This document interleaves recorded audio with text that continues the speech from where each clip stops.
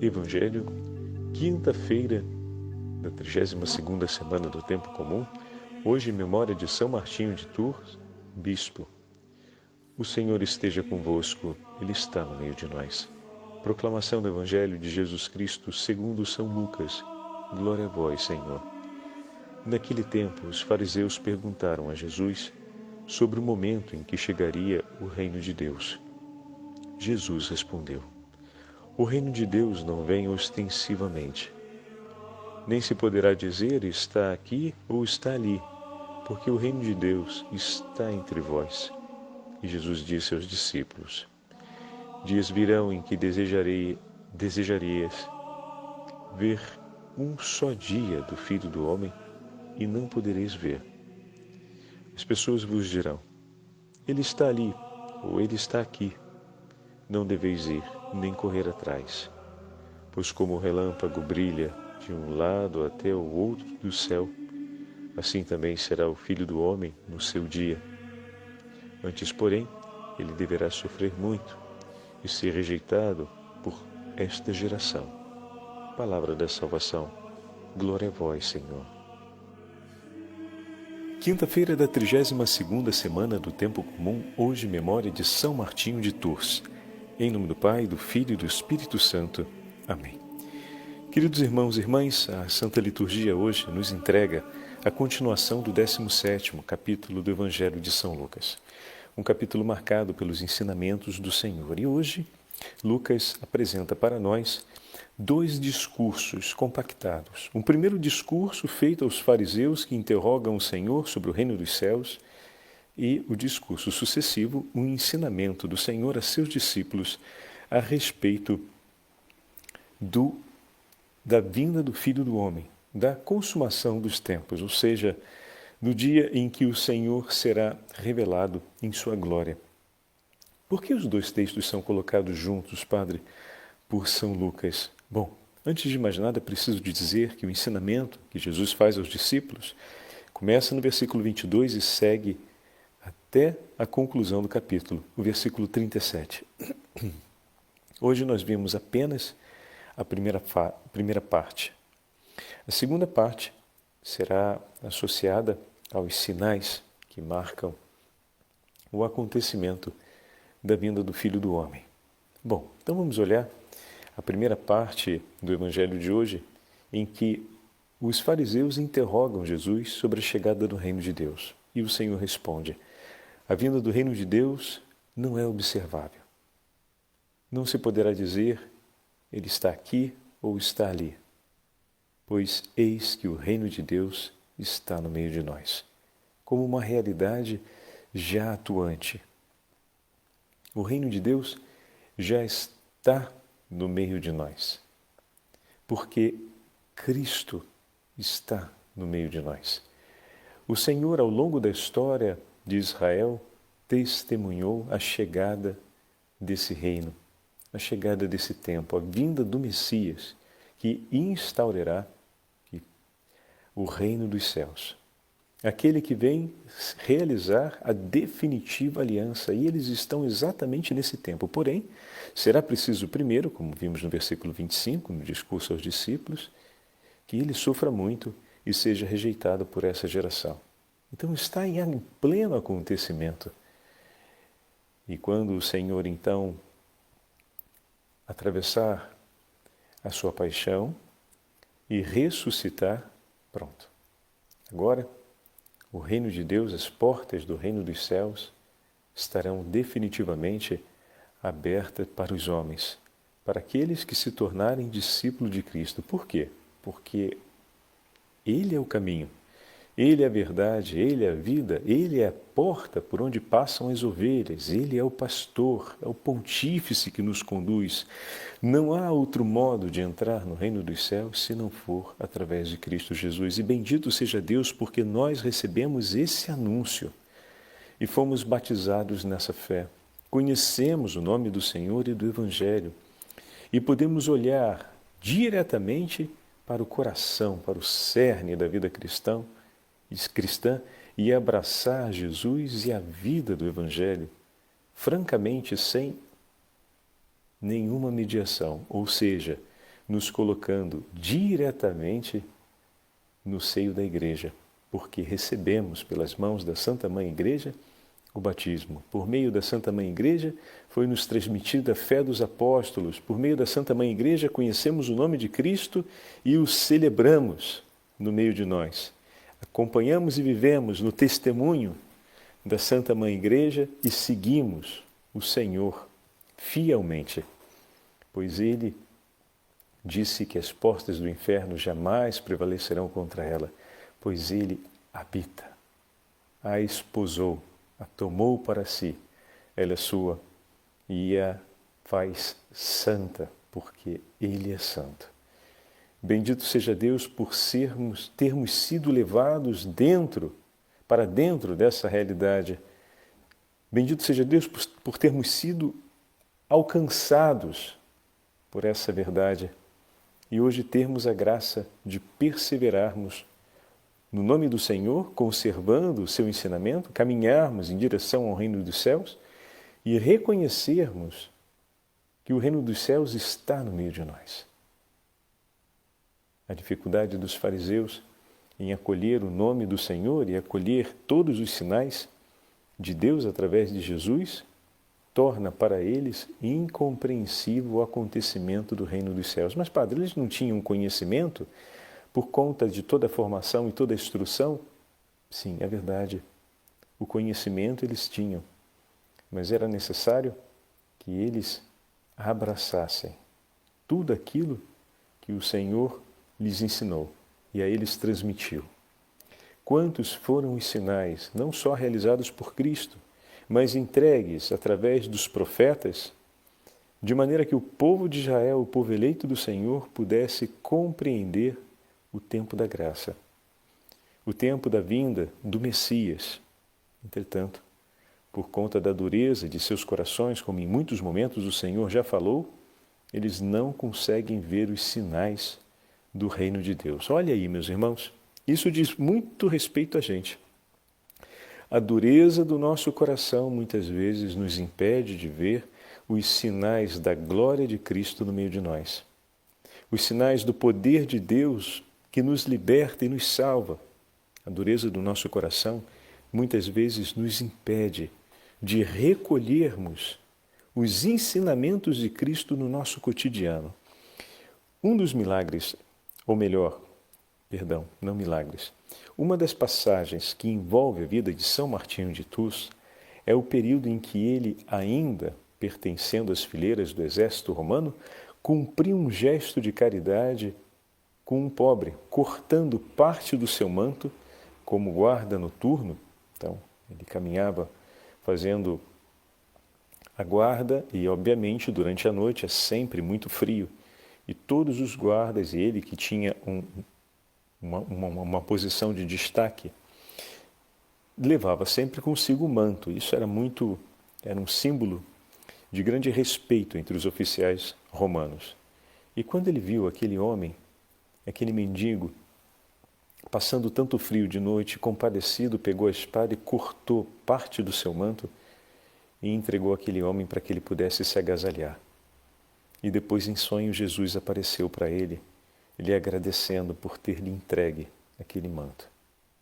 Bom, essa é a passagem do gesto de caridade cumprido por São Martinho, que desde pequeno quis abraçar a fé, mas, por conta da resistência de seu pai, que não era cristão, fez de tudo para que seu filho pudesse seguir esse caminho, mas, seguindo as fileiras do exército romano, como exigiu seu pai, adquiriu muita disciplina, seriedade, vigor de caráter, cresceu em virtudes, aprendeu a ser um homem equilibrado, responsável, cumpridor de seus deveres, disciplinado.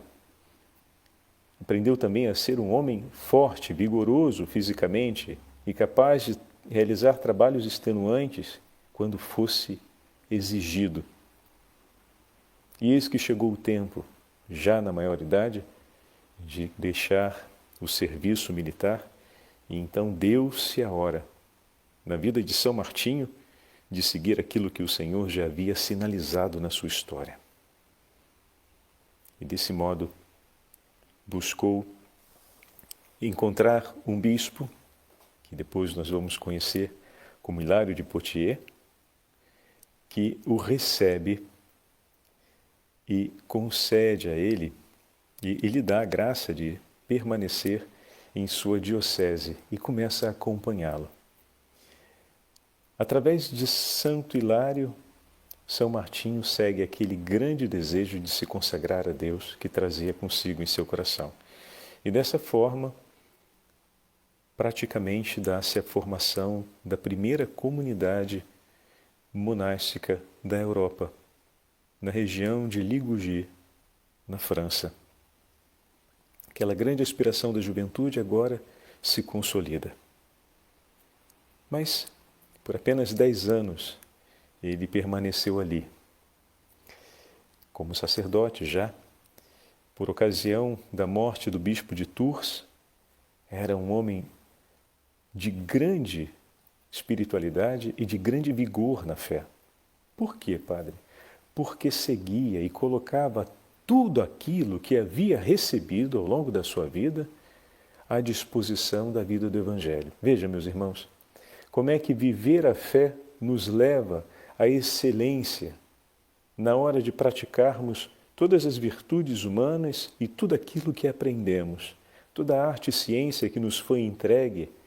Quando o coração do homem se reveste da fé e é iluminado pela fé, tudo o que ele faz agora alcança sua máxima excelência. Então, se queremos ser grandes profissionais, grandes pais, grandes professores, grandes intelectuais, se queremos ser homens realmente grandes, não buscando os elogios e os aplausos, a notoriedade nesse tempo, mas a grandeza segundo o ensinamento de nosso Senhor, a grandeza no serviço, no cuidado do próximo, a grandeza por servir o coração de seus irmãos, a verdadeira grandeza aos olhos de Deus, é preciso que sejamos homens e mulheres de fé. Porque, através da fé, viveremos no tempo a melhor expressão da autêntica caridade por nossos irmãos e irmãs. Podemos realizar muitas obras de caridade, mas para chegarmos às obras heróicas, para realizarmos aqueles gestos que são capazes de conduzir os homens para junto de Deus, precisamos cumprir os gestos de caridade e iluminados pela fé.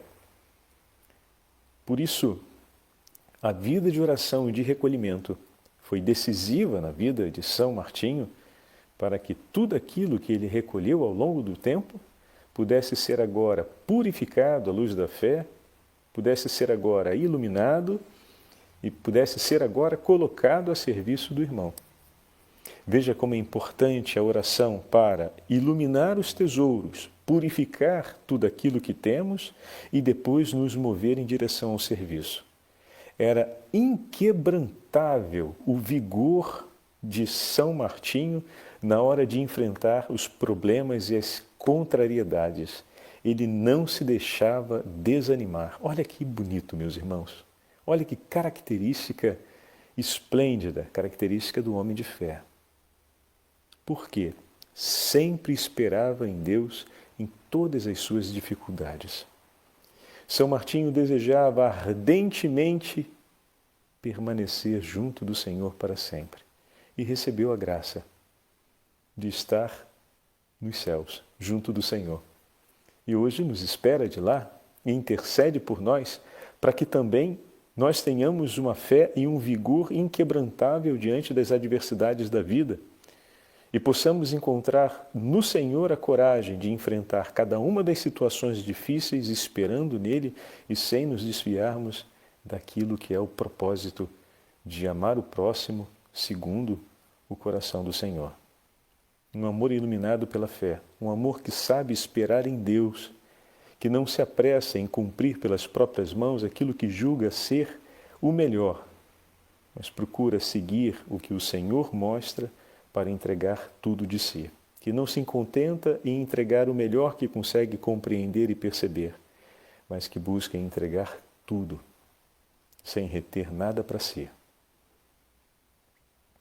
O Senhor diz no ensinamento do Evangelho de hoje a seus discípulos: bom, chegarão dias em que desejarão ver um dia do Filho do Homem, mas não o vereis.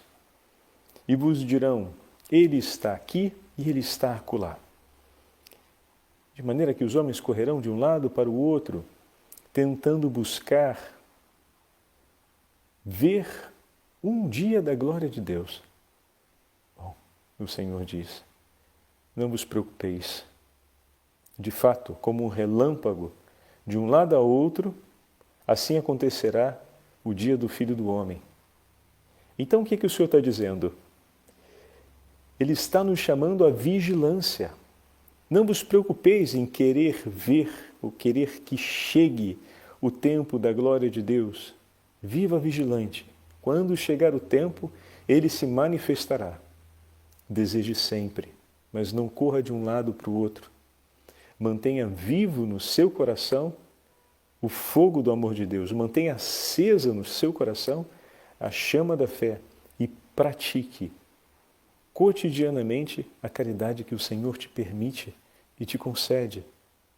Abraça cada situação que na vida se apresenta e toma como dom de Deus e oferece nela a sua vida como dom a Deus.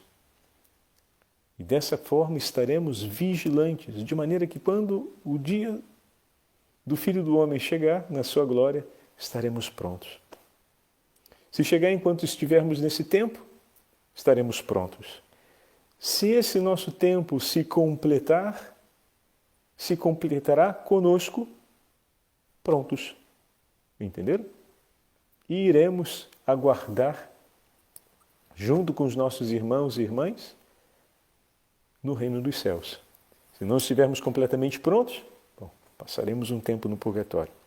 Mas como o Senhor já nos disse e tivemos a chance de partilhar, precisamos desejar as coisas mais elevadas. Então precisamos viver a prontidão do coração, a máxima excelência da santidade hoje, já nesse tempo. Não vamos deixar para depois, não vamos postergar, não vamos jogar para amanhã, não vamos procrastinar, essa palavra é difícil para caramba de falar, porque, do contrário, estamos perdendo tempo para glorificar o nome do Senhor, que glorificaremos por toda a eternidade. Por que adiar essa glória? Cada vez que adiamos o cantar das glórias de Deus na nossa vida, ou seja, a exuberância de Deus santificando a nossa história, porque abraçamos o pecado e assim deixamos de lado o perseguir a graça de Deus, nos afastamos do tempo da eternidade.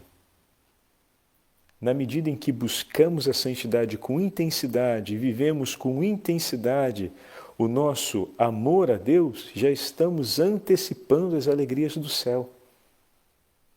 E se antecipamos, como o Evangelho nos ensina, é porque estamos nos aproximando da participação perfeita, da participação plena. Então, cada vez que nós perseguimos a santidade, o céu se faz mais próximo de nós, mas não é uma proximidade subjetiva, é uma proximidade objetiva, porque o tempo da nossa vida está passando e nós já estamos vivendo aquelas alegrias da eternidade. E em meio, obviamente, às dores e às perseguições desse tempo, mas as alegrias da eternidade já estão conosco. E a vida continua seguindo, então estamos nos aproximando, sim, objetivamente da glória dos céus. Estamos mais próximos do céu. Agora, cada vez que nós não buscamos a santidade, ou dizemos, vamos deixar para buscar depois, de certa forma nos afastamos, objetivamente também. Por quê? Estabelecemos uma distância entre o Senhor que arrisca de se manter na eternidade, cada vez que introduzimos o pecado ou a tibieza na nossa vida. Arriscamos, além de estarmos longe das aspirações, de deixarmos uma distância maior nas aspirações pelas coisas do céu, arriscamos concretamente de manter na eternidade essa distância. Então estamos objetivamente nos afastando, sim. Mas quando buscamos a santidade, com todo o seu preço, porque tem as perseguições, tem os sofrimentos que se abatem contra nós, mas se sempre buscarmos a santidade e viver o Evangelho, o céu se torna mais próximo de nós. E eis o chamado que também São Martinho de Tours deixa para nós. Uma coisa simpática que aconteceu na vida dele foi que quando morreu o bispo de Tours, que pensaram no nome dele para ser o novo bispo de Tours, assim como Santo Ambrósio, assim como Santo Agostinho, ele também resistiu, porque o bispo cumpria um papel importante de mediador entre a comunidade cristã e a estrutura social do seu tempo, é claro, né? Seja com os governadores da época, sejam com os representantes do império. Então, era uma ocupação que tomava muito tempo, como toma ainda hoje tanto tempo dos nossos caríssimos bispos ocupar-se dos elementos do governo administrativo, da territorialidade diocesana e também ocupar-se das questões canônico-administrativas do governo diocesano, além daquelas outras ocupações ordinariamente pastorais, mas que também têm efeito administrativo. E ele queria evitar isso para permanecer na vida monacal junto do seu Senhor. Mas os cristãos criaram digamos assim, uma armadilha para capturá-lo.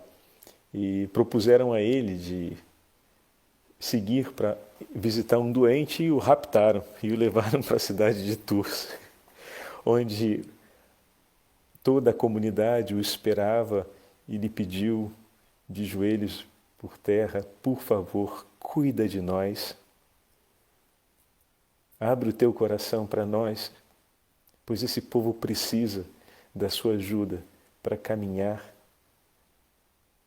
na direção do Senhor.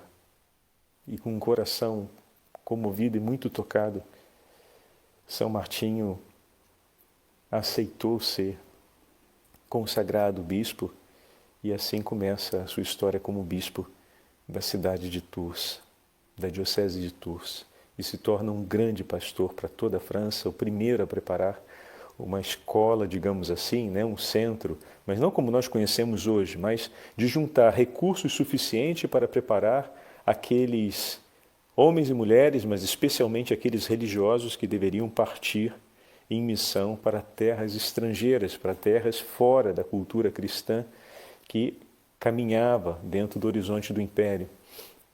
E desse modo pudessem transmitir a fé em diversos lugares. Homem zeloso que em tudo se entregou para fazer Cristo conhecido.